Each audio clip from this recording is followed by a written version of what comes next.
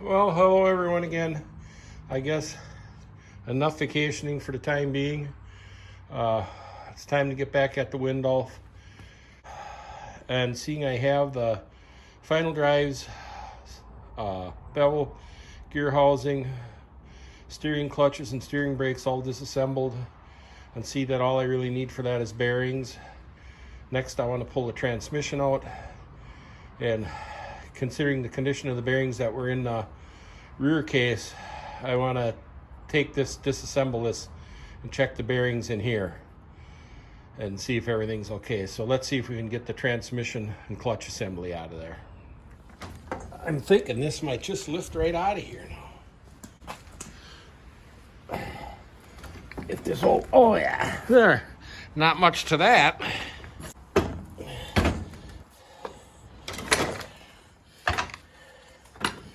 Now I think I'll try to get this bolt out to take the input shaft off, and then I'll take the tranny in the basement and work on disassembling that.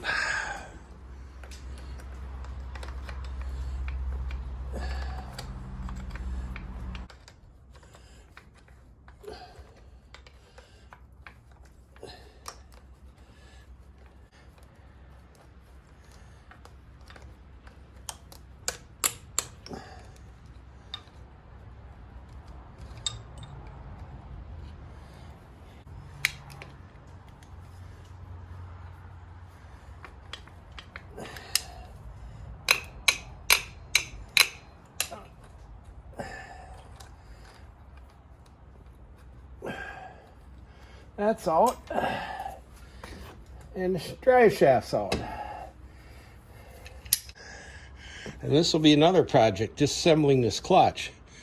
I see there's a pinch ring that can be loosened up. Here's a snap ring to come off. You know, most over center clutches, you see the mechanism that over centers. So I don't know how this one works. Another project, taking that apart. And you can see there's actually two discs in there. I'm wondering if one time the disc was worn so much that they just made another thinner one out of something else, some material, in order to make it thick enough to grab. But right now I'm worried about the tranny, because the clutch, I know whether I get this one working or I somehow use the one out of the engine that I bought, we'll get a clutch in it. I'm more concerned about the condition of the tranny and the bearings. So I'll see you in the basement with the tranny next. Well, here the transmission is on the bench, and as you can see, there's mouse nests and nutshells and stuff in it. The top was loose on it when I got it, so at one time it was off enough for critters to get inside it. I mean, so far the gears look absolutely excellent, but I want to pull it all apart and check the bearings. The top cover all looks real good. I've clicked it through the gears. I think all it's going to take is washing up. So let's see how this comes apart.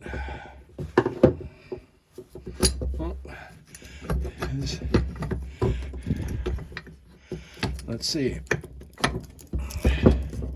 That's the input shaft. No, it is the output shaft.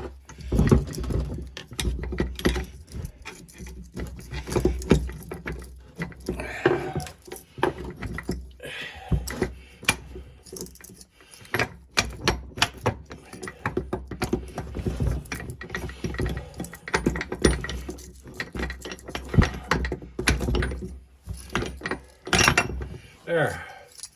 I see there's a shim behind that. Looks to be a shim behind that bearing, or it's or just a shield to keep oil from going through as much. And you can see that bearing has a lot of slop in it. It's kind of interesting what kind of a cage is on that bearing. Huh. It isn't the typical ball bearing, but I'm sure it'll be able to be replaced with a ball bearing. And this would be the first gear main shaft. See, it's rounded some on the edges here But these old sliding gear transmissions, I've seen way, way worse than that. And this second gear main shaft, that one doesn't show anywhere at all, hardly. Well, I'm sure most of the time this was used just in first gear pushing. And this would be high gear, where these lock into that gear. And there doesn't appear to be anywhere on those at all either.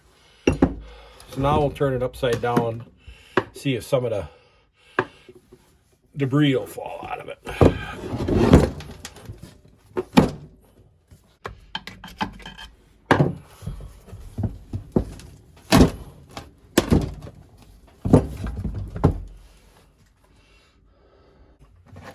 Well, that's only some of the debris. Now this front cover, I don't know if that was factory, but it doesn't hardly look like they would have made it like this originally.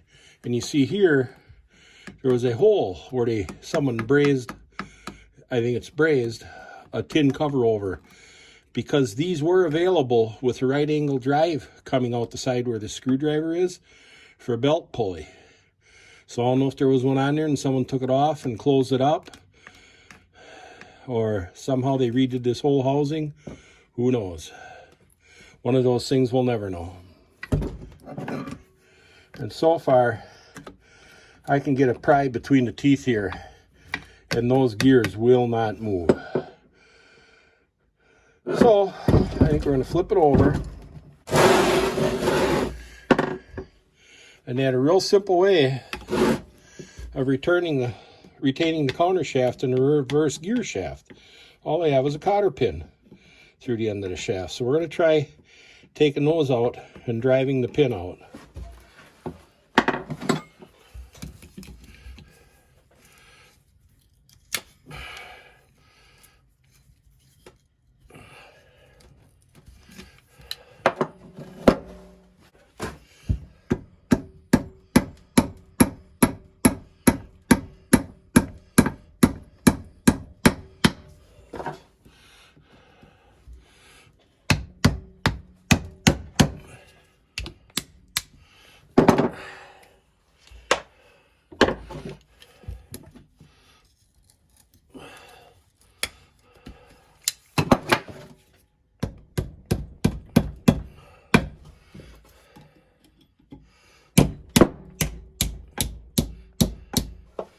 Those came out easy.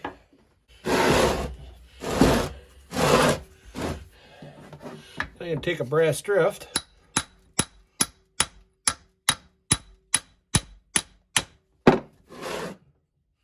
No movement so far.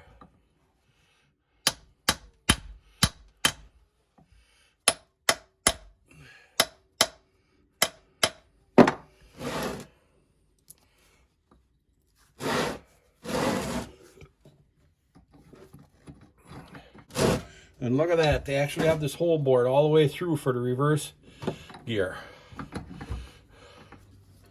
I could see nowadays they do something where it'd be a blind hole and you'd have a heck of a time trying to get that pin pulled out.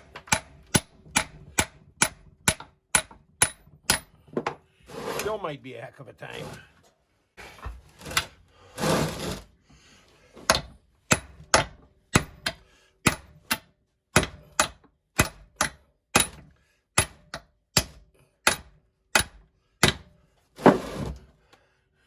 Doesn't look like it's budged.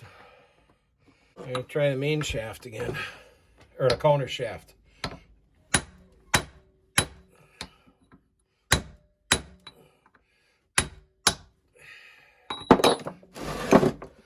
No movement. So this may turn into a more difficult job than I had anticipated. But that wouldn't be the first time that's happened. Let's see.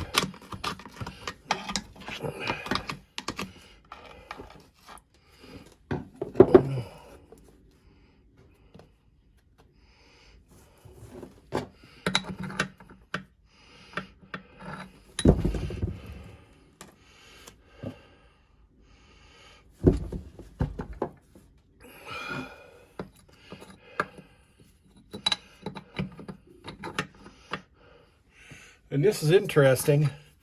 This hole was open where the shaft goes in there. I imagine there's supposed to be an expansion plug or something in there once the transmission is assembled. So, see if I can dig a little more of this debris out of here.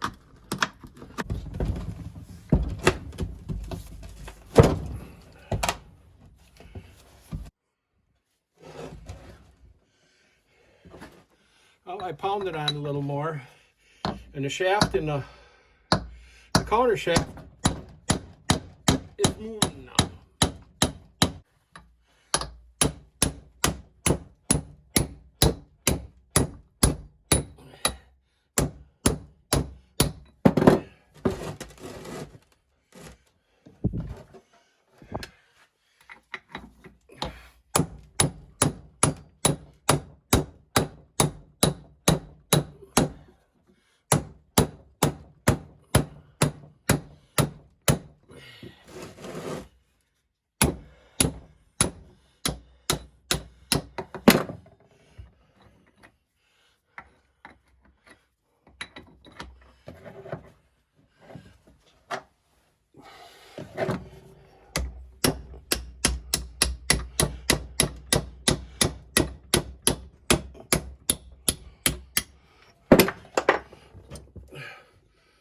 So the counter shaft is out.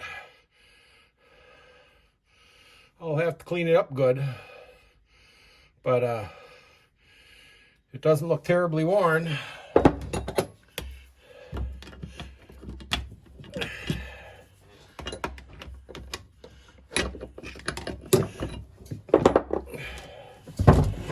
Let's look in the top again.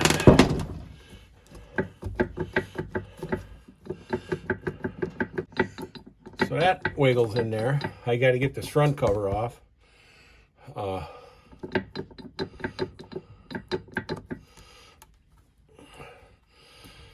Let's try again on the reverse gear shaft.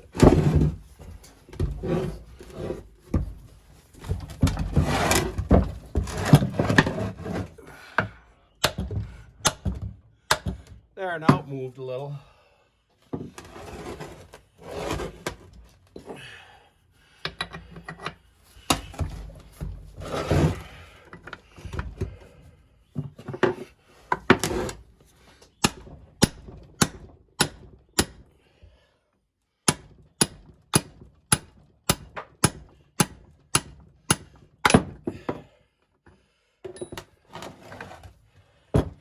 See, it's coming. And the debris keeps falling out.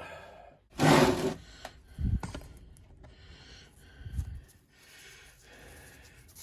going to polish off the end of the shaft a little. Put some penetrating oil on it.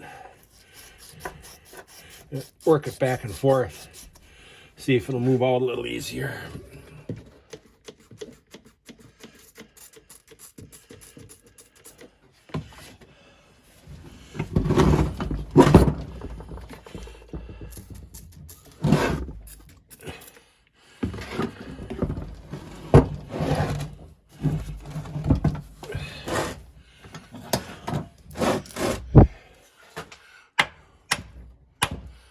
I'm not worried about mushrooming this because there is a little chamfer on it. Well, I could use the brass drift.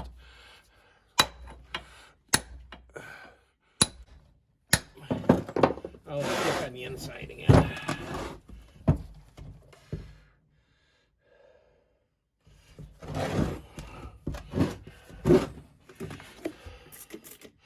Lube it in here and go back in the other direction again.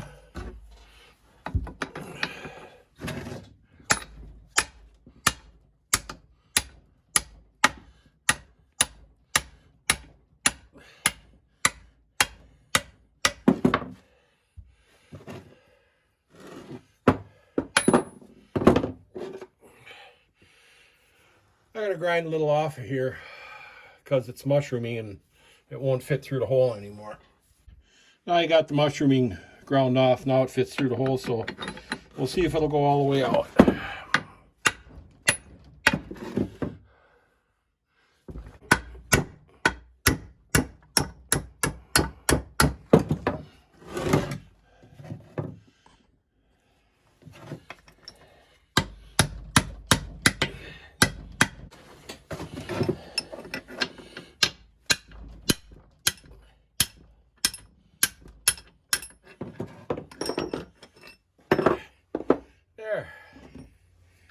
Got the reverse gear shaft out.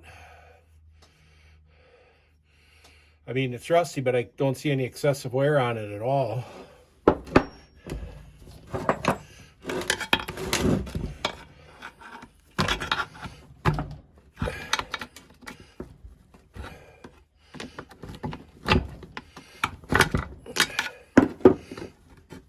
And reverse gear is out. Oh, and that just has bushes. It doesn't have needle bearings or anything. So I'm sure they'll be fine. Now I have to get this input housing off before I can pull a counter shaft gear out.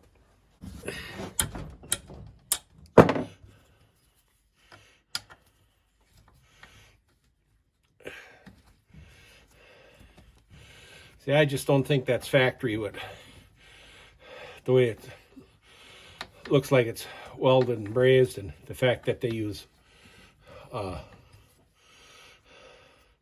mean, they needed to use socket head screws to get that close to it. It could be well, that probably is a factory housing. Otherwise, it wouldn't have that hole that was closed up on the side for the right angle belt pulley, right angle drive for the belt pulley.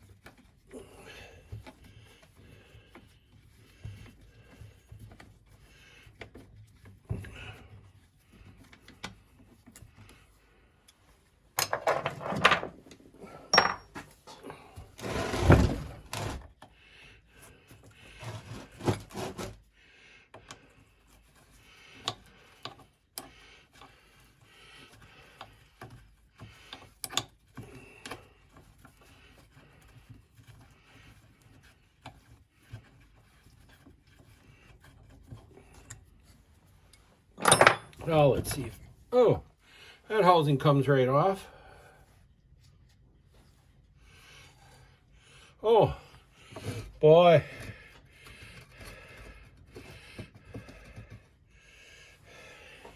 And this input is splined onto the input shaft. And you can see this shaft has been welded onto that shaft. So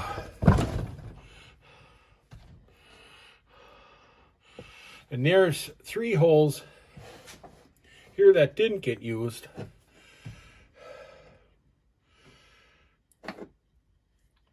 I don't know. Well, it doesn't matter. This is what it is.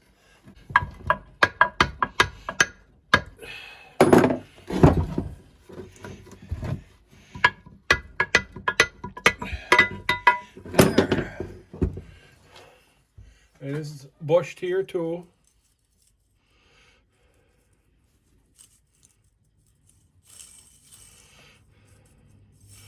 I will probably put new ball bearings through. Oh! Oh! Oh!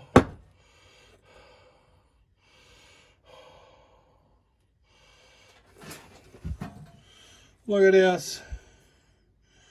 There's a tooth broke off. What a disappointment. Taking this all apart and everything, looking so good, and there's a tooth broke off.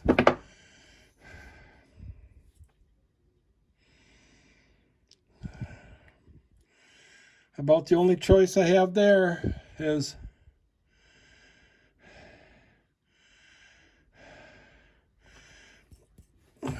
I know it ain't right, but have someone build it up. That is really a disappointment after everything else I've run across.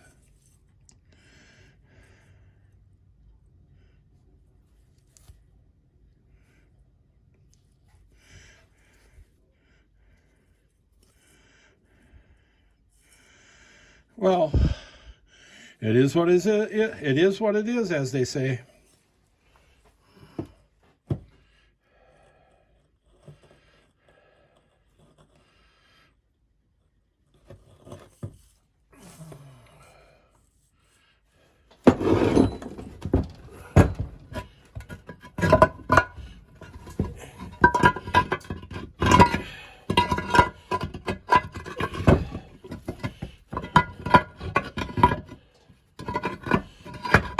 countershaft cluster. All the teeth are on that one.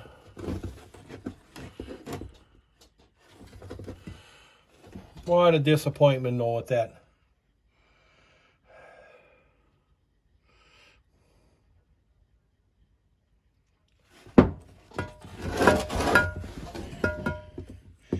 And that's the gear that runs the countershaft. You know, the power goes from here through there into here for first gear, off of this one for second gear, and high gear. This slides forward and makes it direct. So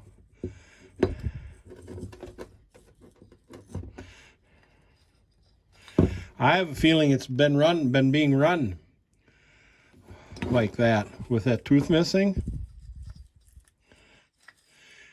And if you didn't put a load on it, it would probably drive like that, but I would never put a load on it because it actually looks like